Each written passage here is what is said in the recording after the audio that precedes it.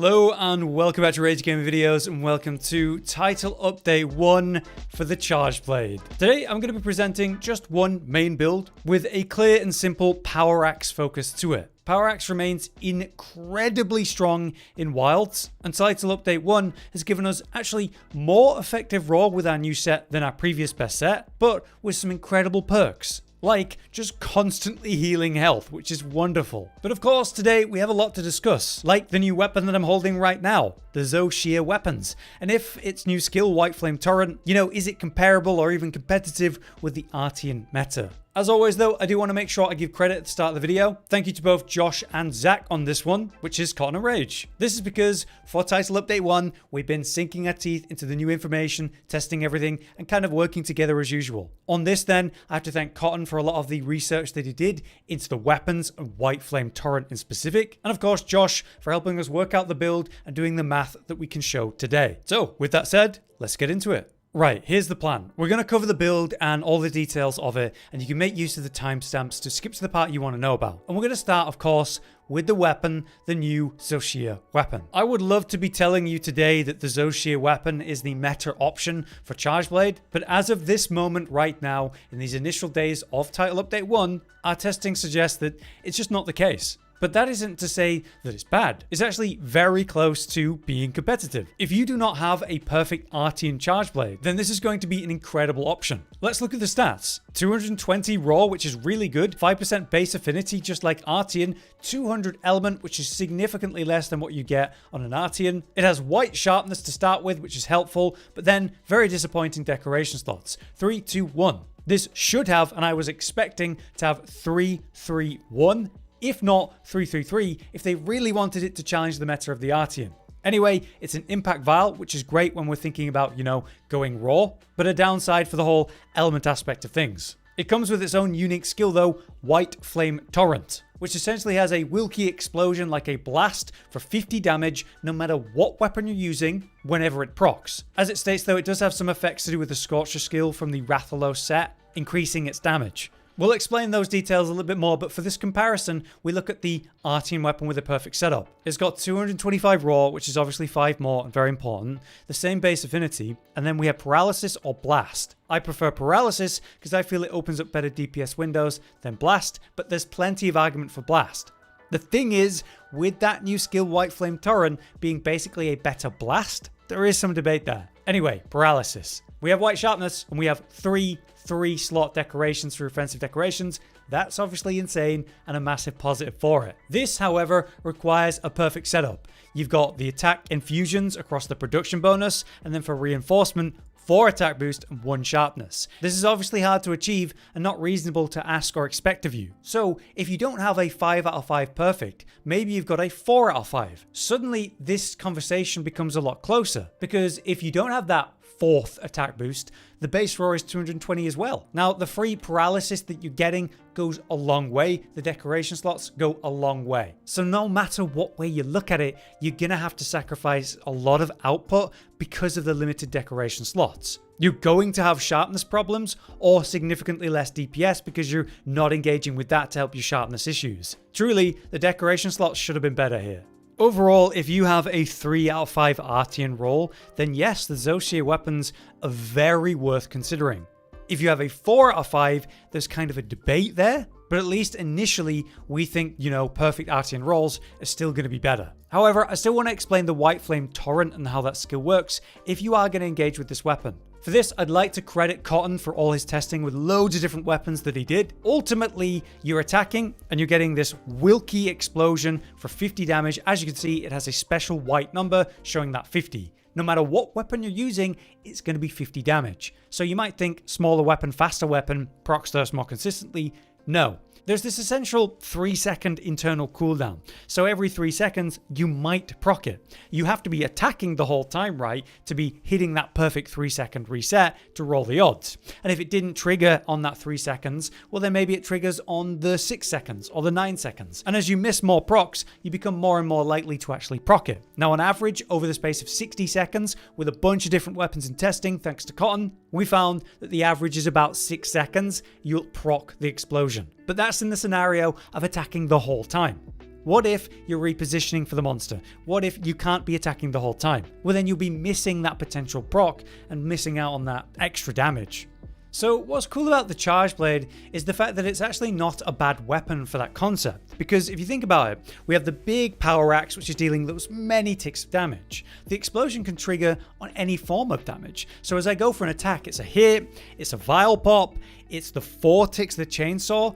All of those can potentially trigger the Whiteflame Torrent, as you can see that it is. And so I'm actually able to potentially proc that every 3 seconds very well with this weapon. There's also a lot to be said about the slower nature of the weapon, the slower swings. You have that 3-second payoff actually being rewarded, because while I reposition and it comes back, I'm going for that attack, we get the proc there, maybe I reposition, I go for an attack, and then we maybe get the proc, we do get the proc. It's kind of like Whiteflame Torrent's explosion is more valuable the less DPS you're doing between those periods of waiting for it to reset. And with real world gameplay, monsters attacking you, you don't get to free DPS all the time. So it may be more valuable than it first appears. So weirdly, I'd say don't overrate it, but at the same time, don't underrate it, especially for weapons that are going to be able to benefit from it best, like Charge Blade actually is. It's a top contender for that fact. But we still don't think that it beats out a 5 out of 5 perfect Artian for Raw, and it certainly doesn't for Element either.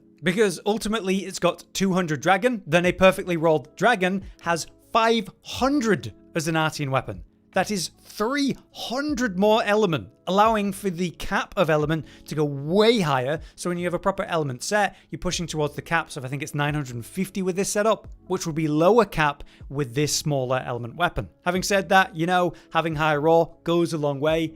But what are you doing if you're going for element? You want the max element you can get. So we do think there's something in a super amped element discharge build for dragon for fighting Shia, which we'll talk about in the future.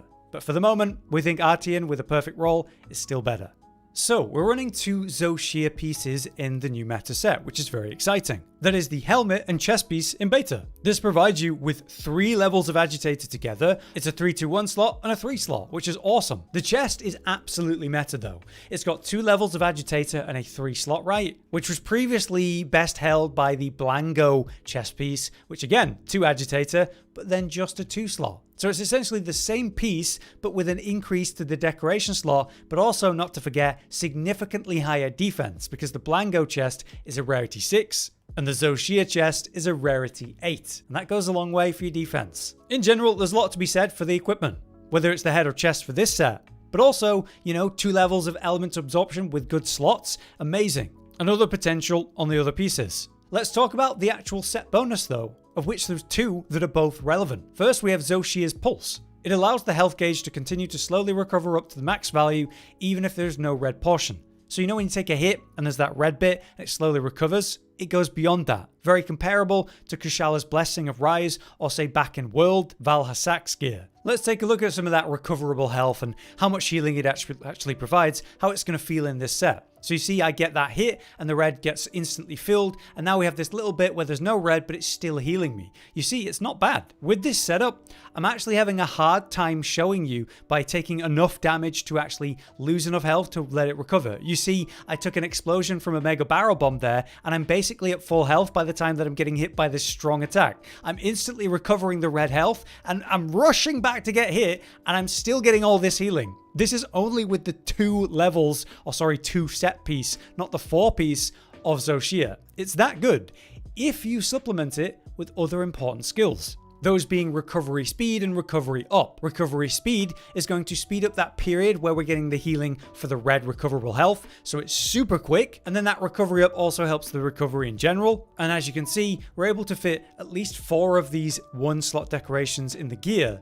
and we get a bit of it from the equipment too, making that passive all the better for it. But also, while we're here, we have the Ward of Wyvria. This reduces element and unique damage while you're in the ruins of Wyvria. You need 3 pieces of Guardian gear for this to trigger, and we in this set have 3. So we're actually getting this too. So when you're facing Shia, you're in Wyvria, you're taking less damage from the big explosive element attacks, which is a real lifesaver, let alone when you're in Wyvria in general doing normal hunting. Right, for more changes that have happened in Title Update 1 that I should mention in this video, we have the Corrupted Mantle. Previously, you would have 120 seconds of 10% affinity, but when you get to phase 2 by dealing enough damage, that would be 20% affinity, then 10% roll. Amazing. Not to mention you're also getting those extra damage pops on certain attacks, which would be roughly 30% of the motion value of the triggering hit, which is really ridiculously good. Now, as you can see, it's down to 90-second duration, but you still get 5% affinity, half, before second phase. Then at second phase, it goes to 10% affinity and 5% roll. So essentially, they took the affinity and the raw benefits and cut them in half, but I think that's still great for the fact that you're just putting a mantle on and getting a load of benefits instantly. With evasion mantle, you still have to land the perfect evade, for example. In regards to those extra damage pops though, it's roughly 20% of the motion value of the triggering hits, so about a 10% hit there too. Ultimately, it's still free damage and still worth using the correct combos for those that really benefit. I think of longsword and dual blades especially that are great at proccing this stuff, and SNS as well actually. There's just now more debate for the other mantles, like evasion mantles lasting longer now, as well as mending mantle, but you're getting a 60% damage reduction from Rocksteady Mantle compared to a 30%. So you could pop this on and then just do your free DPS. There's argument for that too. Alright, last thing that I want to talk about that's been changed and actually wasn't mentioned anywhere is maximum might. It says the same as before, right? 30% affinity at level 3, all the same stuff. And as you probably know if you're running the old sets, so if I spend some stamina and drop out of it for 2 seconds, you see maximum might has dropped off. Then I let the stamina go back to full, we wait 2 seconds, and maximum might's back. Cool. So why do you use this with a Charge Blade set? Well, you have loads of movement that uses no stamina at all, so you shouldn't be just blindly evading and spending your stamina like that. What you should be doing is making use of the Fade Slash for the amazing distance that provides. Or say when we're in the axe mode, you have forward triangle for dash slam, and you have forward circle for rushing element discharge. This is infinitely loopable, and as you can see, cost no stamina to do. I use these attacks to move around the target, evading its attacks, and maximizing and maintaining my DPS. Not to mention again, the really good distance of Fade Slash whenever I'm in Sword and Shield. So it's just a weapon that can do its max DPS while consuming no stamina, and has multiple great movement options that cost no stamina. What's new about Maximum Might in Title Update 1 though, is the reset timer. This feels a bit weird to explain, so I hope this is easy to understand. As I drop below max stamina, I don't lose Maximum Might, because I get back into max stamina quick enough, right? So imagine I do a roll, and then we're back to full. Never lost max might. So while we're fighting, I can actually do a roll and maintain maximum might. I can do 1, I can do 2, and that's when I lose maximum might. So it goes on that 2-second cooldown, and it's back. How it used to work is if I did that roll and dropped the stamina, then went back to full. The next time I drop the stamina, I have less time to get back to full stamina. So instead of 2 seconds, I'd have like 1.5 or 1 second. And if I didn't get back within that shorter timer, I'd lose max might. Well, it was Josh that was telling us today that that's changed. As you can see, I'm able to drop out of max stamina and never lose maximum might. I'm actually not at full stamina for most of the time you're seeing me here as I keep dropping out of it, but we're never losing maximum might, where you definitely would on the previous patch doing something like this. So maximum might is better for basically free in Title Update 1. Now this is interesting because a lot of people were using in their meta sets Second Wind, which is the 2-piece bonus of the Fulgur Anjanath set, granting additional stamina gauge. This would give them this little extra stamina bar, as you can see, that allows me to basically prevent max stamina loss, allowing me to evade multiple times in a row without dropping that stamina, giving you that kind of barrier to protect your maximum might. With this change, you don't need that nearly as much. I'm not saying it's not bad, but it allows you to get away with not using it, creating more space for other important skills like we're using in this set. So it's a pretty important buff to maximum might that they never told us about. So enough talking about all the things around the set. Let's talk about the set and get to the effective raw to compare how it's actually been buffed up since the launch version. So we start with the weapon here. As you can see, the perfect Artian. 225 base raw and paralysis. You could use blast instead, so here are the production bonuses. We have 5 attack infusion and 4 attack boost in the reinforcement. Not an easy roll, but obviously it's the goal. Ultimately, our set here has about 90% affinity all the time for proper DPS, and it will go over that when you're at a wound or if the monster's enraged. Essentially, for production bonus when you're crafting the weapon, you don't need any affinity and you don't need any in the reinforced bonus either. It's just kind of a waste. So that allows us to maximize the attack and get to 225 base raw. Awesome. Next up, we have the offensive decorations. There are 2 setups that you can consider. There's this one with critical boost 3, load shells and guard, and then razor sharp and handicraft. The other setup will actually be more DPS than this. By running extra critical boost, you can instead reach 5 levels of critical boost.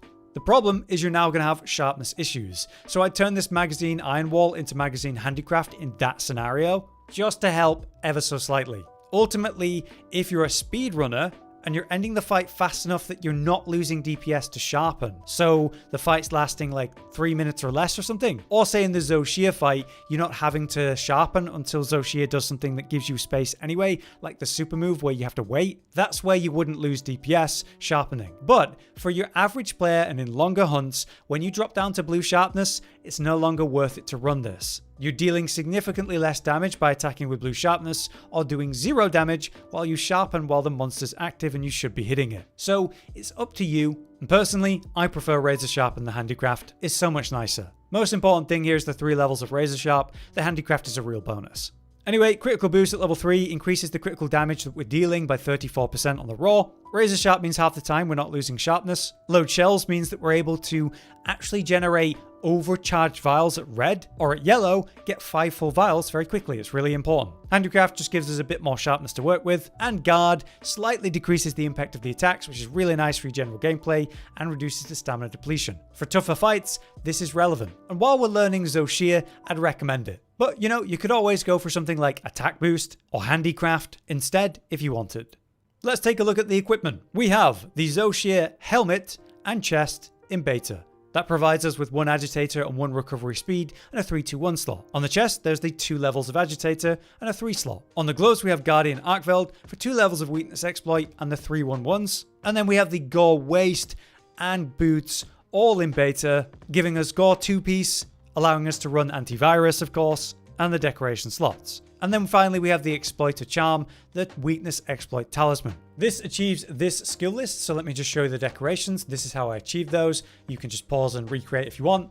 But ultimately, it provides us with 5 weakness exploit, 4 agitator, 3 at 3 max might, the recovery speed, the antivirus, constitution at 2, recovery up at 2, 1 level of burst, and 1 flinch free. As a little note about the constitution levels, you could decorate some of this for that to get to 5 out of 5. Certainly nice, especially in regards to maximum might. But don't forget that you can always just eat. I think it's the drool shroom meal that's just going to provide you essentially the same effect. And then you can benefit from recovery speed and recovery up, which as we showed, really improves the experience with the 2 set of Shia's gear.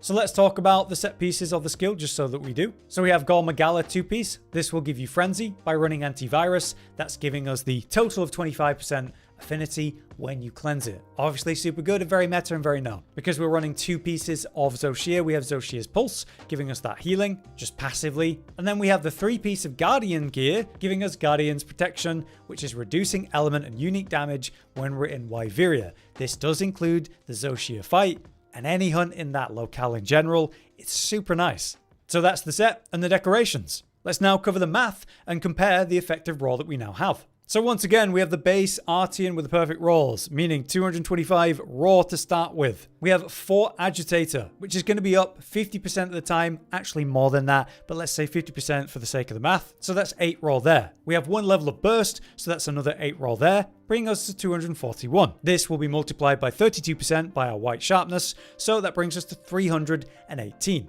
Now we have the affinity. We have 5% base affinity there on the Artian. We're going to give it 27% from the maximum might 3 because we're going to assume a fair 90% uptime, not 100%. So 90% of 30% is 27%. Then we have 25% from antivirus and frenzy, 30% from weakness exploit consistently, the weak points, more when you hit a wound. We give ourselves 5% affinity thanks to 4 agitator, that's up half the time. That brings us to 92% reliable affinity, more when you're attacking a wound and also when the monster's enraged. So if we have 5 crit boost in the maximum DPS version, as we talked about, that would be 40% damage increase for the crits of your raw, 92% of the time with a 92% reliable affinity. So that's more like a 36.8% damage increase. So 318 times that brings us to 435 effective raw. Now technically that would be slightly lower if you dropped to 3 crit boost like I mentioned for smoother gameplay with your sharpness, but of course we're basing this on the maximum version.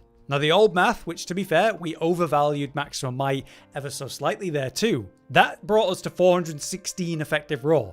which is more realistically slightly lower than that. So not only are you getting the fantastic perks here of the Zone 2 set, all that healing or the Guardian 3-piece protection when you're in Wyvria, but you're also getting a noticeable damage increase too. So it's an awesome update for Charge Blade. But yeah, there you have it for the build today. I hope that overview was understandable. Obviously, we had a lot to talk about in regards to the way things work, but I've tried to organize it in a easy to understand or look back at way. I think overall it's a good update for Charge Blade, making the most of the raw power of Power Axe, but also, of course, super amped element discharge and really high element. If you're unaware, the hit zones when fully exposed for Shia are pretty decent. We feel lucky when we see the number 20 with something like gore magala, but we're seeing 30 dragon element hit zones for Shia. So there's a lot of potential actually for a high element, super amped element discharge build for Shia. And so we'll be back to cover that in the near future. But for now, I've been Hollow, you've been you, thank you for watching, I'll see you next time. Josh, Cotton, and Hollow with the videos, dropping the humor like a hammer on your tippy toes, bringing entertainment on a daily arrangement to take our insanity and turn it into entertainment. Yes, I said entertainment twice, to reiterate that it is nice to look into your faces on a mostly daily basis when you let us in your homes to make the whole world a stage. Goodbye.